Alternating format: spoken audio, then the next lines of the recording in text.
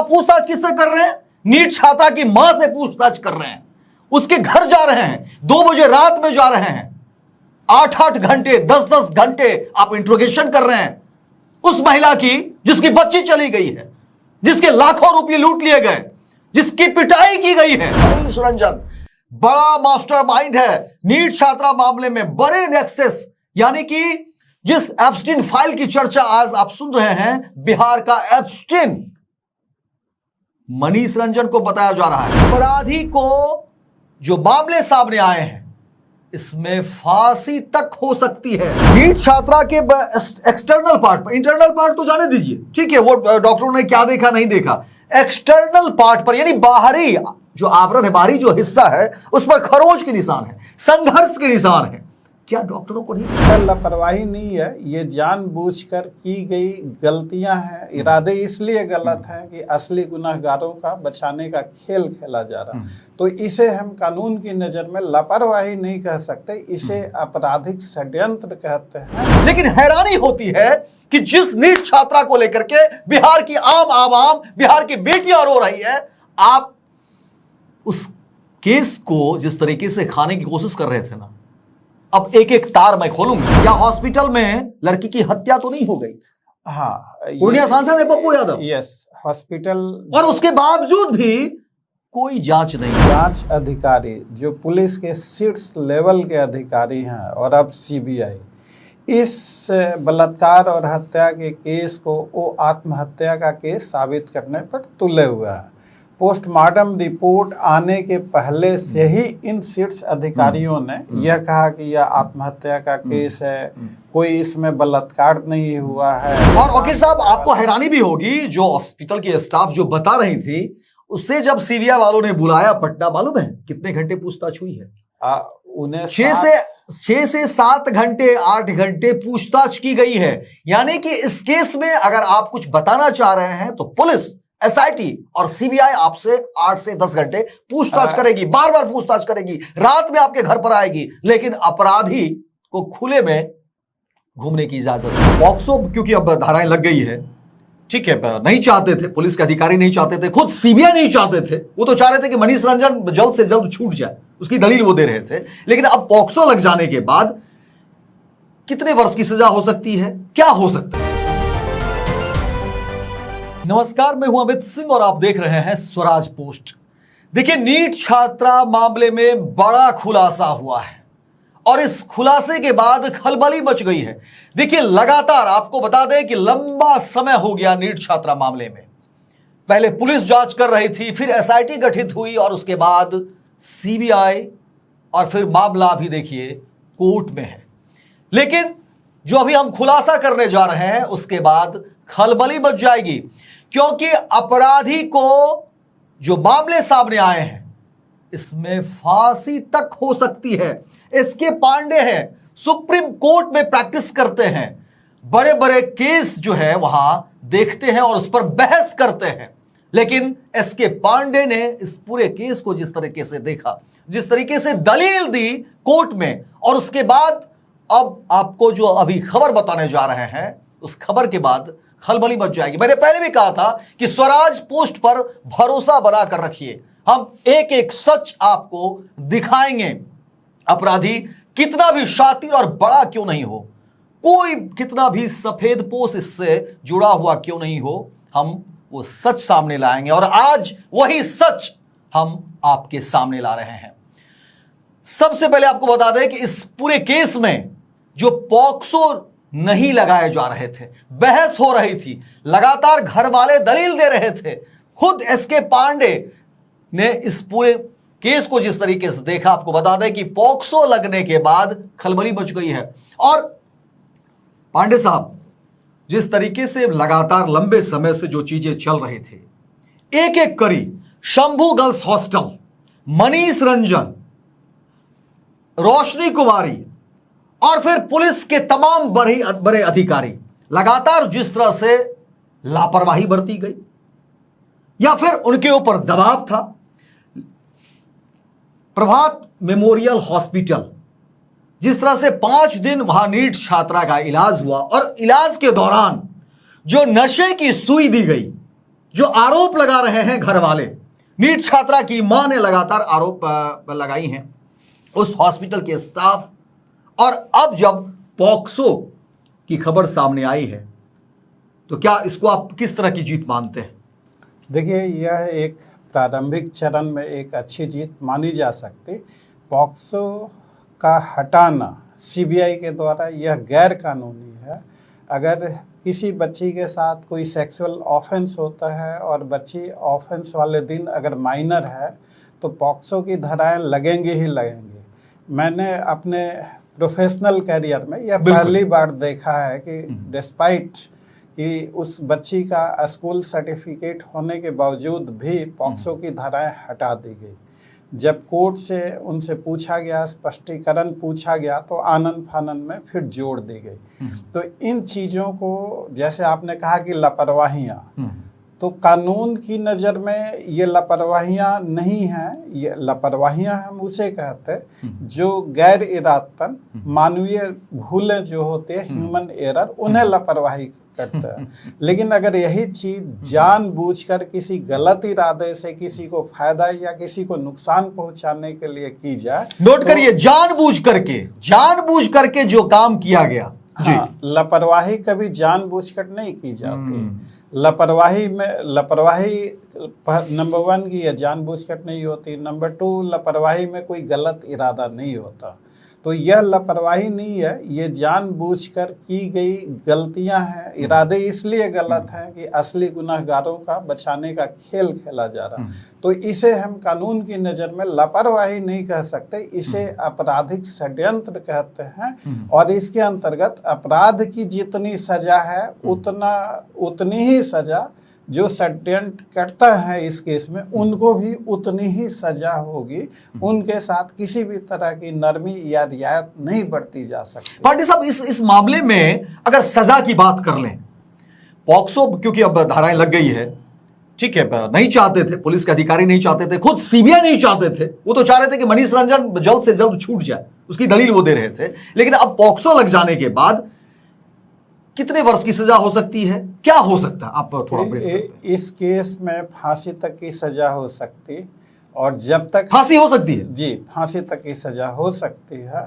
और जो केस की सुनवाई जिस तरीके से चली है, हमें पूरा भरोसा है कि जो न्याय मिलेगा, अदालत पे भरोसा है और पूरी उम्मीद है कि यह केस फांसी के अनुकूल है और फांसी की सजा होनी भी चाहिए।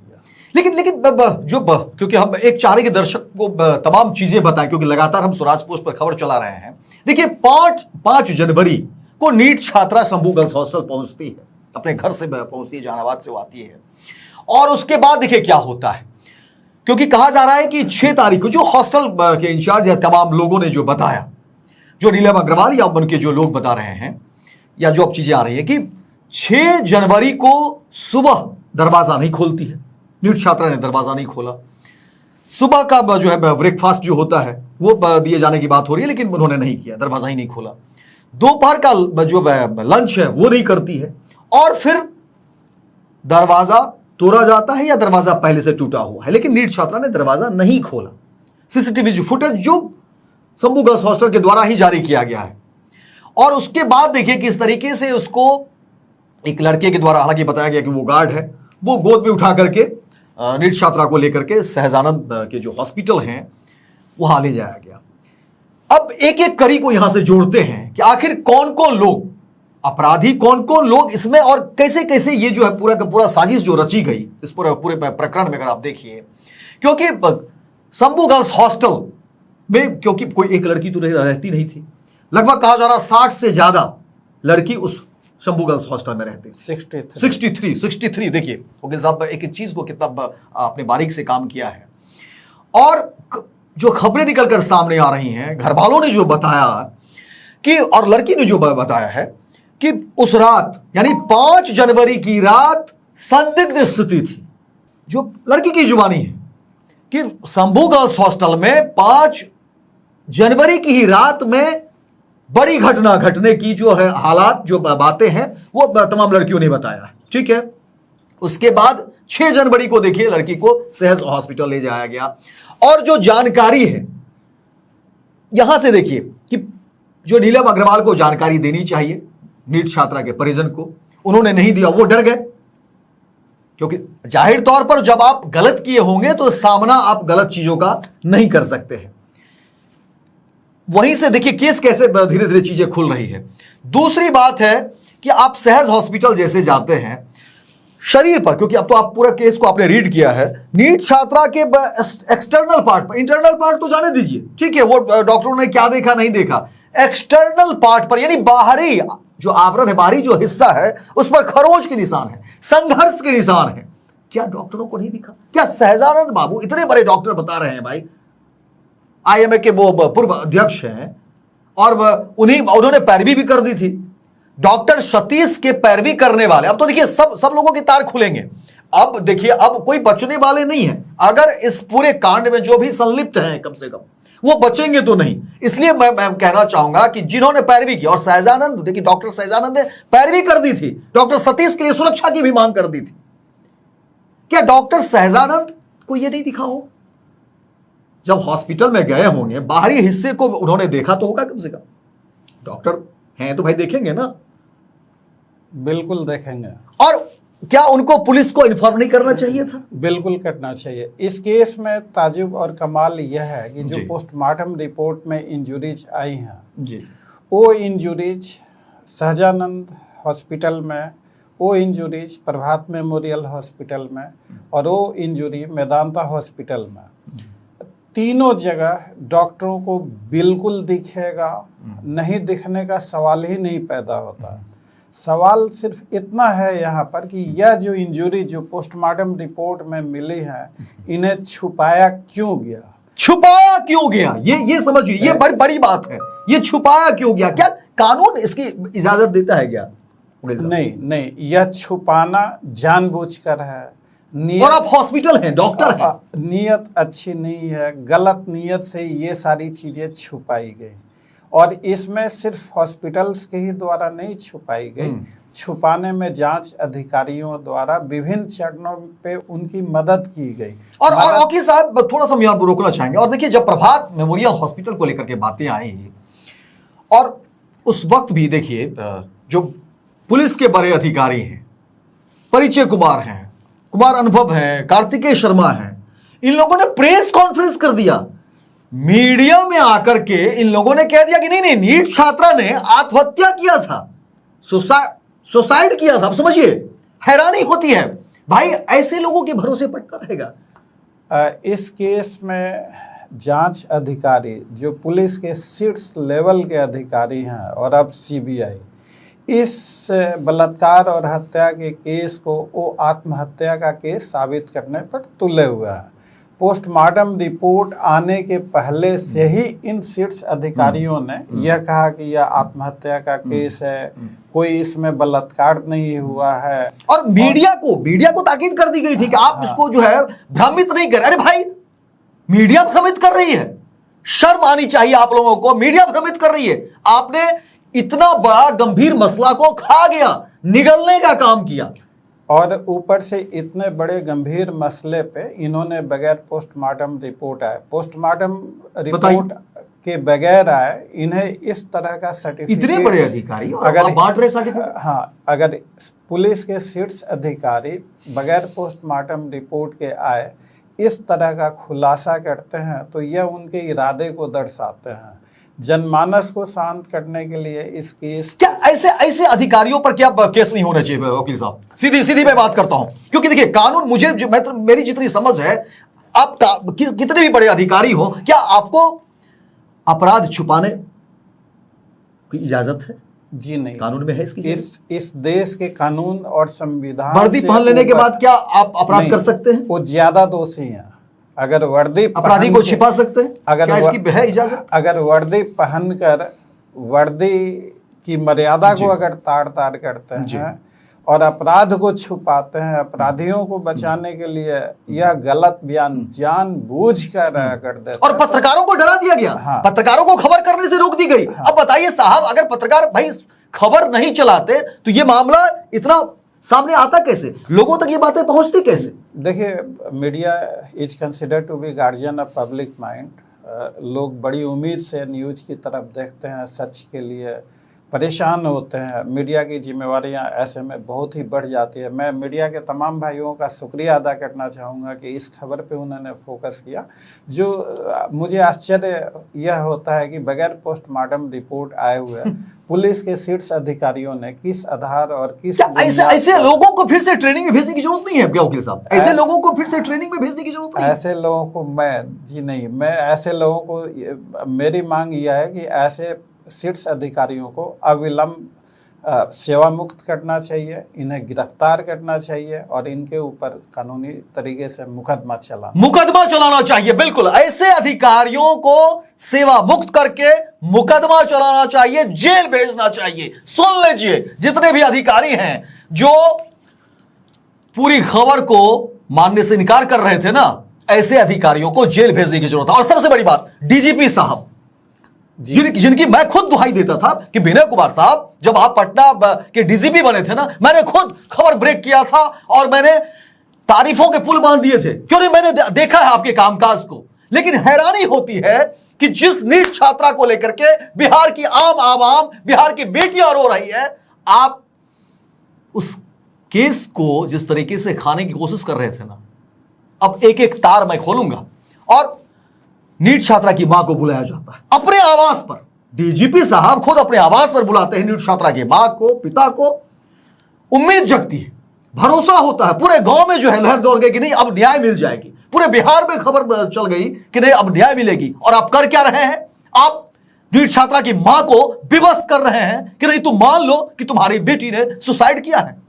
आप डीजीपी हैं, अपने आप को डीजीपी कहते हैं। शर्म आनी चाहिए, शर्म आनी चाहिए। नहीं संभलता आपसे, उतार दीजिए वर्दी, दे दीजिए इस्तीफा। किसी ने मन रोका नहीं है। यह आम जनता का पैसा है डीजीपी साहब, जो हर महीने आपके खाते में आते हैं ना, वो आम आदमी का पैसा है। बहुत मेहनत से पैसे आते हैं। और भरोसा, सबसे बड़ी बात वकील साहब, वर्दी को लेकर के इन्होंने दागदार किया है। ऐसे लोग जो इस पूरे मामले को लेट लतीफी कर रहे हैं, लापरवाही बरत रहे हैं, या जो भी ये दुहाई दे दे। इस केस में जो जांच अधिकारी हैं वो पुलिस के शीर्ष अधिकारी हैं और इस तरह का व्यवहार उनका इस केस में वह एक आपराधिक साजिश के तहत है और इन लोगों को सख्त से सख्त सजा होनी चाहिए। और हम लोग ऐसे तमाम अधिकारियों के ऊपर कानूनी कार्रवाई अवश्य करेंगे।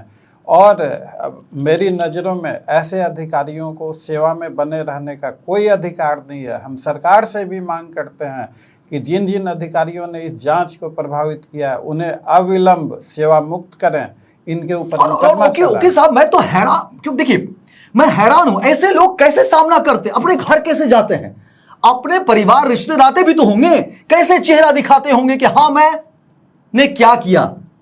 आखिर खबरें तो चल रही है ना, लोग तो देख रहे होंगे ना। और ये खुद आईना कैसे देखते होंगे ऐसे लोग जो बेटी को लेकर के अगर सौदेबाजी हो रही है। देखिए, नीट छात्रा की मां को सलाम है। जब मैं उनसे मिला था तो उन्होंने यही कहा था कि बाबू हमर बेटी तो चल गेलो, समाज की बेटी बचा ला ई दरिंदा ई शैतान से। तो उस माँ के हौसले को सलाम। वो आर्थिक स्थिति उनकी बहुत अच्छी नहीं है, वो जैसे तैसे इस मुकदमे। और वकील साहब, इन लोगों ने जो ये सिंडिकेट बनाया है ना, जो खेल इन लोगों ने बनाया है, मैंने पहले भी कहा था कि 100 वर्ष पीछे धकेल दिया है बिहार को। अब स्थिति समझिए कि पटना, बिहार, बाकी आप राज्य में जाएं, कई सारे शहर आपको मिल जाएंगे। बिहार की स्थिति आज भी वही है कि पटना ही एक ऐसा शहर है जहां पर लोग आते हैं कुछ बड़े पैमाने पर, क्योंकि जो डेवलपमेंट इंफ्रा है, तमाम चीजें हैं। और बिहार के हर जिले से लोग जो है माता पिता अपने बच्चों को भेजते हैं पटना। और बिहार की आर्थिक जो स्थिति है वो कमोबेश बहुत अच्छी नहीं है अगर औसतन बात करें तो। और किसी तरह से लोग जो है अपने बच्चों को भेजते हैं। और विशेषकर जो बेटियां हैं, जो लड़कियां हैं, आज भी देखिए दुनिया चांद पर जा रहा है, सब कुछ हो रहा है, लेकिन आज भी हमारे गांव समाज में और ये जो असुरक्षा की भावना है, अब तो इन लोगों ने बर्बाद कर दिया ना। जिस तरह से लोग अपने आप को अब डेवलप कर रहे थे, चेंज हो रहा था, दुनिया के साथ कदम से कदम मिलाकर बिहार भी आगे बढ़ रहा था, लोग भी अपने आप को समझा रहे थे और फिर बेटियों को बाहर भेजा जा रहा था। लेकिन ऐसे लोगों ने 100 वर्ष पीछे धकेल दिया बिहार को। स्थिति यह है वकील साहब, बिहार के तमाम जो पटना के जो गर्ल्स हॉस्टल आप खंगालिए, लोग अपने जो माता पिता हैं अपने बच्चों को बुला रहे हैं, आखिर इसकी जिम्मेदारी किसकी होगी? ये जिम्मेदारी कौन लेगा? यह सरकार को इस दिशा में सरकार को जवाब देना। ये छोटी बात है। आखिर बेटियां पढ़ेंगी कैसे? हमारे भी, जहां मैं रहता हूं, आसपास की कई बेटियां हमसे भी पूछती हैं कि अंकल इस केस में इंसाफ होगा या नहीं, आप इंसाफ दिला पाओगे या नहीं बिल्कुल दिला पाओगे। तो देखिए, मैं यहाँ और बात एक बेटी की नहीं हो रही होगी साहब, बात एक बेटी की नहीं हो रही। देश की करोड़ों लाखों बेटियां, हर किसी की इस केस पे नजर है। और डीजीपी विनय कुमार साहब की ईमानदारी के किस्से हमने भी बहुत सुने थे। उनसे इस तरह की उम्मीद उनसे आज भी मुझे ऐसी क्या मजबूरी हो गई भाई? छोड़ दीजिए ना नौकरी। नौकरी इतना मतलब, अब बताइए बेटी को लेकर के सौदेबाजी आप कर लेंगे? आप देखिए इस तरह, क्योंकि नीट छात्रा की मां, उनका तो सीधा बयान है ना। और बयान क्या, उन्होंने तो जो नीट डीजीपी साहब को जो उन्होंने बातें कही, मुझे तो लगता है कि आज भी डीजीपी साहब उस बात को देख रहे होंगे कि आखिर क्या कुछ हुआ है। हाँ, उन्होंने जो सीधे प्रतिकार किया। जी जी।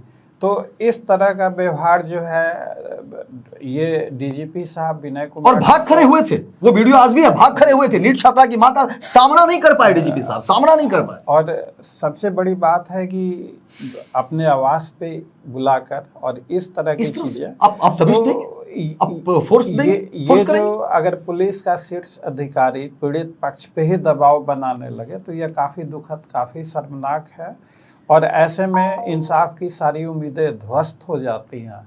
तो ये जो है जांच इस बात की भी होनी चाहिए। ये सारी चीजें इस तरफ इशारा करती हैं कि इस मामले का मास्टरमाइंड, इस केस के तार कहां तक और किन किन रसूखदार लोगों से जुड़े हुए हैं। आखिर वजह क्या है कि इस केस में ना ही बिहार पुलिस, ना कोई इंट्रोगेशन नहीं, कोई पूछताछ नहीं। आप पूछताछ किससे कर रहे हैं? नीट छात्रा की मां से पूछताछ कर रहे हैं। उसके घर जा रहे हैं, 2 बजे रात में जा रहे हैं, 8-8 घंटे, 10-10 घंटे आप इंट्रोगेशन कर रहे हैं उस महिला की जिसकी बच्ची चली गई है, जिसके लाखों रुपए लूट लिए गए, जिसकी पिटाई की गई है इसी पटना में। क्या गलती थी? बस उस लड़की की गलती थी कि वो डॉक्टर बनना चाहती थी। क्या यह गलती है? यह गुनाह बन गया? बेटी का जो सपना था, क्या यह गुनाह, इतना बड़ा गुनाह है? और एक मां का गुनाह इतना हो गया कि उसकी बेटी ने जो है डॉक्टर बनना चाहा। यह काफी दुखद है। उस मां का सपना तो टूट गया, लेकिन वो मां और माताओं के लिए लड़ रही हैं, उनकी बेटियों के लिए लड़ रही हैं कि ये दरिंदे, ये जो शैतान है और ये जो इनका पूरा सिंडिकेट है। और रोकी साहब, मनीष रंजन से इंट्रोगेशन क्यों नहीं हुआ? मनीष रंजन से अभी तक पूछताछ क्यों नहीं हुई? मनीष रंजन इस घटने का मास्टरमाइंड है और मनीष रंजन से पूछताछ नहीं होना, उसे हिरासत में पुलिस रिमांड में लेकर उसे सख्ती से पूछताछ नहीं होना, इस बात को अपने आप में साबित करता है कि मनीष रंजन का प्रभाव जांच एजेंसियों पे कितना ज़्यादा है। हर केस में जब मुलजिम गिरफ्तार किया जाता है तो पुलिस उसे हिरासत में लेकर उसे पूछताछ की जाती। मनीष रंजन से ना कोई पूछताछ पुलिस हिरासत में हो पाई, ना ही मनीष रंजन के खिलाफ कोई सबूत जुटाया गया। यह सारे साक्ष्य और सबूत हम लोग अदालत, यानी कुल मिलाकर के अभी पुलिस, एसआईटी और सीबीआई ने एक तरीके से साक्ष्य को ही धराशायी किया या उस करने में मदद की। हाँ, उन्होंने जो साक्ष्य थे उनको खत्म किया, उन्हें समाप्त किया ताकि अपराधियों को क्लीन चिट मिल सके। और यह काम लापरवाही नहीं है। अगर कोई मुझे कहता है कि जांच अधिकारियों से लापरवाही हुई है तो मुझे बड़ा कष्ट सा होता है। यह लापरवाही नहीं है, यह जानबूझकर सोची समझी एक आपराधिक साजिश है और जिसमें वही सजा होगी जो असली अपराध की सजा है। तो इन्हें हम किसी भी कीमत पे लापरवाही नहीं कह सकते। और जो एक चीज और आम लोग यह समझते हैं कि इंसाफ अदालत में होता है। देखिए, इंसाफ की पहली सीढ़ी, जांच अधिकारी अगर जांच को सही दिशा से ना करें, साक्ष्य और सबूतों को मिटाकर अपराधियों को मुकदमा चलने से पहले ही क्लीन चिट दे दें, तो वैसी स्थिति में अदालत से भी कुछ उम्मीद नहीं की जा सकती। ओके साहब, क्या मानते हैं क्या साक्ष्य को मिटाए गए हैं? सीधा सवाल। साक्ष्य को कई चरणों में सोची समझी बड़े प्लानिंग से मिटाया गया है। साक्ष्य को मिटाए गए हैं। नीट छात्रा मामले में जितने भी साक्ष्य थे उसको मिटाए गए हैं। जी, इन कोई भी मुकदमा इस केस में जो केस प्रॉपर्टी है जी जी, उन केस प्रॉपर्टी के साथ छेड़छाड़ की गई है, उन टेम्पर किया गया है, कुछ चीजें फैब्रिकेट की गई हैं और हम लोग बिंदुवार अदालत में इन सारे चीजों को उजागर कर रहे हैं और अदालत हर मसले को काफी गंभीरता और काफी संजीदगी से सुन रही है। हम लोगों को पूरा भरोसा है कि इंसाफ जरूर होगा। इंसाफ जरूर होगा। लेकिन जो बड़ी साजिश को लेकर के देखिए, स्वराज पोस्ट पर हम खुलासा करते रहे कि मनीष रंजन बड़ा मास्टरमाइंड है नीट छात्रा मामले में। बड़े नेक्सस, यानी कि जिस एप्स्टीन फाइल की चर्चा आज आप सुन रहे हैं, बिहार का एप्स्टीन मनीष रंजन को बताया जा रहा है और कहा जा रहा है कि मनीष रंजन वो तार है कि मनीष रंजन से अगर पूछताछ होगी तो फिर तमाम जो सफेद पूछ है, वो चेहरे हैं, उजागर हो जाएंगे। और वकील साहब ने कहा कि अब जो बातें आ गई है, पॉक्सो लगा दिया गया है, ये पहली जीत नीट छात्रा मामले में और फांसी तक की सजा। वकील साहब, जो लगातार बातें हो रही थी जो प्रभात मेमोरियल हॉस्पिटल में, क्योंकि ज्यादा समय तक नीट छात्रा का इलाज वहां पर चला और प्रभात मेमोरियल हॉस्पिटल के जो डॉक्टर सतीश हैं, डॉक्टर सतीश ने एक बार घोषणा भी किया था, धमकी भी दी थी कि मिट्टी में गाड़ देंगे, तमाम तरह की बातें वो कह दी थी। और जिस तरह से रिपोर्ट को बदल दिया गया, जो चीजें छिपाई गई, क्या ऐसे मामले में प्रभात हॉस्पिटल का चलना, अभी जो वो चल रहा है, क्या उसके लाइसेंस नहीं रद्द हो जाने चाहिए? बिल्कुल होने चाहिए। ताला नहीं लगा दिया जाना चाहिए प्रभात मेमोरियल हॉस्पिटल में? अगर और गिरफ्तारी नहीं होनी चाहिए वैसे डॉक्टरों की? आप देखिए, गिरफ्तारी तो इसी बात पे हो जानी चाहिए कि उन्होंने साक्ष्य और सबूतों के साथ छेड़छाड़ किया और वो है कि मृतका के शरीर पे मिलने वाले जख्मों के बारे में क्यों नहीं बताया। ये इस केस में जब मैं फाइलें देख रहा था तो जैसे ही मैंने पोस्टमार्टम रिपोर्ट देखा तो वैसे ही एक सवाल अनायास से मेरे क्या डॉक्टर सहजानंद से पूछताछ नहीं होनी चाहिए कि आपने पुलिस को जानकारी क्यों नहीं दी, आपने उस लड़की के बारे में क्यों बातें छिपाई? देखिए, कोई भी मरीज अगर अचेतावस्था में हॉस्पिटल में लाया जाता है और उसका कोई भी उपचार चलता है तो फिजिकल एग्जामिनेशन ऑफ बॉडी तुरंत किया जाता है। तो वो जो शरीर पे जो चोट के निशान थे वो हर किसी को दिखा होगा। वो निशान थे, शरीर पे जख्म के निशान है, पेशेंट बेहोश है और इन चीजों में इनको छिपाना यह अपने आप में एक बहुत बड़ी दास्तान बयां करता है। तो उन लोगों ने इन चीजों को छुपाया क्यों? उनके इसी छुपाने से हमें ऐसा लगा कि डॉक्टरी में भी कुछ ना कुछ गड़बड़ियां हैं। हम लोगों ने तमाम जो मेडिकल एक्सपर्ट हैं उन लोगों से भी बातचीत करी, इस केस को समझने का प्रयास किया। बच्ची, यह कहा जाता है कि बच्ची ओपियाइड पॉइजनिंग का केस है, उसके बावजूद भी ओपियाइड पॉइजनिंग का जो यूरिन टॉक्सिसिटी का टेस्ट होता है वो तुरंत होना चाहिए था। 6 तारीख को बच्ची आई, 6 तारीख को ही होना चाहिए था, वो 6 तारीख को नहीं होकर 8 तारीख को 2 दिन के बाद। और वो टेस्ट नहीं करके आप प्रेगनेंसी टेस्ट कर रहे हैं। हाँ, ये मतलब हैरान करने वाली बात है और मनसा दिखाती है कि डॉक्टर की क्या मनसा। और दूसरी बात कि यूरिन टॉक्सिसिटी का टेस्ट इमीडिएट करना चाहिए था, उन्होंने नहीं किया। और दूसरी बात यह है कि जो नशा है, नशे के इफेक्ट को कम करने के लिए, रिवर्स करने के लिए उसे एंटीडोट दिया जाना चाहिए था।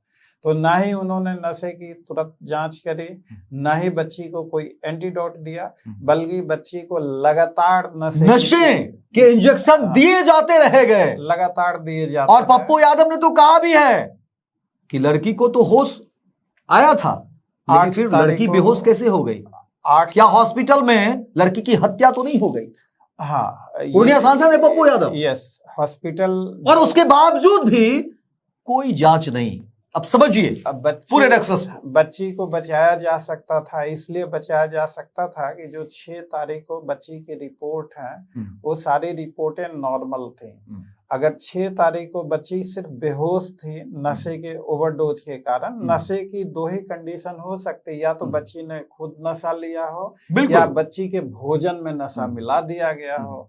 इन 2 चीजों में से बच्ची के भोजन में नशा मिला देना, यह चीजें परिस्थिति और साक्ष्यों को देखने से ज्यादा, चूंकि इसमें एब्स्टीन कनेक्शन भी है, तो यह जो एक तमाम साहब हमने जो प्रभात मेमोरियल हॉस्पिटल की जो स्टाफ है, नर्सिंग स्टाफ कह सकते हैं, उनसे जब हमारी बात हुई, उसने कहा, क्योंकि वो केयरिंग स्टाफ थी, उन्होंने कहा कि मैं तो पेशेंट के साथ थी, जो इंटरनल पार्ट्स हैं उस पर झाग निकल रहे थे और पूरा का पूरा डॉक्टर्स जो है ये छिपाने की कोशिश। जब लड़की की मां आई तो लड़की से पूछा गया, क्योंकि उसी में से कुछ डॉक्टर, क्योंकि सभी तो बूढ़े होते नहीं है, कुछ डॉक्टरों ने लड़की की मां को चुपके से बताया कि लड़की के साथ गलत हुआ है, बेटी के साथ गलत हुआ है, लेकिन पूरी की पूरी खबर को इन लोगों ने खा गया, पूरा का पूरा रिपोर्ट ही बदल दिया। जो और उस प्रभात मेमोरियल हॉस्पिटल की कोई जांच नहीं, कोई इंट्रोगेशन नहीं। प्रभात मेमोरियल की जो स्टाफ नर्स थी घटना वाले दिन, उन्होंने यह भी बयान दिया है कि मरीज के प्रभात मेमोरियल पहुंचने से पहले इस बात की जानकारी थी हर कौन से मरीज आ रहे, हर किसी को पता था कि एक रेप केस आ रहा है। तो यह जानकारियां हर किसी को जो थी, यह अपने आप में कई गंभीर सवाल खड़ा करता है। उनका बयान सीबीआई ने दर्ज भी किया है और उनका बयान काफी अहम होता है। मेरी नजरों में बच्ची को बचाया जा सकता था, बच्ची को जानबूझकर नहीं बचाया गया, जानबूझकर ट्रीटमेंट इस तरीके से चलाया गया कि बच्ची को बचा पाना नामुमकिन था। और बच्ची बचेगी तो जितने भी काले कारनामे करने वाले हैं, जिन्होंने इस घटना को अंजाम दिया, जो इस घटना में शामिल हैं, वो उजागर हो जाएंगे, लेकिन अभी भी बच नहीं पाएंगे क्योंकि खेल पलट चुका है। हाँ, हम लोग अपनी पूरी ताकत से, और इस केस, देखिए मैं एक चीज जरूर आपके दर्शकों को कहना चाहूंगा, झूठ के पैर नहीं होते और सत्य को किसी सहारे की जरूरत नहीं होती। तो यह केस बिल्कुल क्लियर है। अगर कोई जांच अधिकारी, अगर उनको यह समझ में नहीं आता है, सिंपल सी, वो जो हॉस्टल में सफाई वाले कई छोटे मोटे कर्मचारी हैं, आप बड़ी मछली पे हाथ डालने में असमर्थ हैं, तो इन छोटी मछलियों को इनसे सख्ती से पूछताछ कीजिए। यह केवल डांटने पे भी, या छोटे लेवल के अधिकारी होते हैं, जो छोटे लेवल के, बिल्कुल वही हुआ ना, शुरुआत में रोशनी कुमारी को लगाया गया। रोशनी कुमारी ने देखिए कैसे चीजों को जो है एक तरीके से कहते हैं कि खत्म करने की कोशिश, साक्ष्य को मिटाने की कोशिश। आप ठीक है, आप इस काबिल नहीं है कि मास्टरमाइंड से पूछताछ करके कुछ निकाल सकें, तो मास्टरमाइंड से ना पूछताछ करें। ये जो छोटे सफाई कर्मचारी हैं, बर्तन साफ करने वाली मेड हो गई, खाना बनाने वाली हो गई, बाकी। और वकील साहब, आपको हैरानी भी होगी, जो हॉस्पिटल की स्टाफ जो बता रही थी, उससे जब सीबीआई वालों ने बुलाया पटना, मालूम है कितने घंटे पूछताछ हुई है? उन्हें 6 से 7 घंटे, 8 घंटे पूछताछ की गई है। यानी कि इस केस में अगर आप कुछ बताना चाह रहे हैं तो पुलिस, एसआईटी और सीबीआई आपसे 8 से 10 घंटे पूछताछ करेगी, बार बार पूछताछ करेगी, रात में आपके घर पर आएगी, लेकिन अपराधी को खुले में घूमने की इजाजत है, लेकिन बच नहीं पाएंगे। कानून के हाथ लंबे हैं, और मैंने पहले भी कहा कि स्वराज पोस्ट पर ऐसे तमाम लोगों की निगाहें हैं, हमारे भी सोर्स हैं, एक एक खबर पर हमारी नजर है। और अब जिस तरह से वकील साहब एक पहली जीत जिस तरह से हुई है, क्या कहेंगे? यह देखिए, अभी सफर लंबा है, इंसाफ जरूर होगा, हर हालत में होगा। हम लोग इंसाफ के लिए यहाँ पटना से लेकर सुप्रीम कोर्ट तक लड़ेंगे और अपराधियों को फांसी के फंदे तक जरूर पहुंचाएंगे। देश की बेटियों से कहना चाहते हैं कि अदालत की प्रक्रिया में विश्वास रखें। सत्य परेशान हो सकता, पराजित नहीं हो सकता। क्योंकि हमारे यहाँ कहा जाता है सत्य में हो जाता है। हम लोगों के पास साक्ष्य भी हैं और अदालत में काफी अच्छे तरीके से इन सारे चीजों को रखा जा रहा है, और अदालत गंभीरता से इन सारे चीजों पे विचार भी कर रही है। तो देखिए, नीट छात्रा मामले में मैं तमाम वैसे लोगों को कह दूं, जो लड़कियां देख रही होंगी, जो महिलाएं देख रहे होंगे, जो परिवार देख रहे होंगे, जो अब जाहिर तौर पर मैं समझ सकता हूं कि चिंतित हैं इन सब चीजों को लेकर के, लेकिन कानून पर भरोसा रखिए और कानून अपना काम कर रहा है। एसके पांडे देखिए लगातार सुप्रीम कोर्ट में ये जो है केस देखते हैं, बड़े बड़े केस को इन्होंने हैंडल किया है, और अब नीट छात्रा को ये लगातार जो है देख रहे हैं और उम्मीद जिस तरह से इन्होंने एक एक दलील दी है उसके बाद उम्मीदें बढ़ गई है और इत्मीनान रखिए। और वैसे लोग भी जो नीट छात्रा में इन्वॉल्व हैं, जो देख रहे हैं खबर, मैं उन्हें भी चेतावनी दे दूं कि बच कोई नहीं सकता है, थोड़ा सा वक्त लगेगा। अगर आपने अपराध किया है, इस पूरे मामले में जो भी दोषी हो, वो कितना भी शातिर क्यों नहीं हो, कितना भी बड़ा सफेद पोस्ट क्यों ना हो, कोई भी हो, कितने भी पैसे वाले, रसूख वाले, जुर्म की दुनिया की एक पुरानी कहावत है, अपराधी अपना सुराग खुद ही दे देता। देखिए इशारों में वकील साहब ने बात कह दी है और मैं समझ सकता हूं जो अपराधी होंगे वो समझ जाएंगे और जो बाकी के जो परिवार वाले हैं, जो लोग हैं, वो और उन्हें भी भरोसा रखना है। मुझे हैरानी इस बात की है कि इस केस में जो प्रभात मेमोरियल हॉस्पिटल के नर्स सीबीआई के दफ्तर में जाती है, उसे 6 से 7 घंटे तक डिटेन किया जाता है। सीबीआई जैसी संस्था को फर्क समझना होगा कि वो एक गवाह का बयान लिख रहे हैं या एक अपराधी से पूछताछ कर रहे हैं।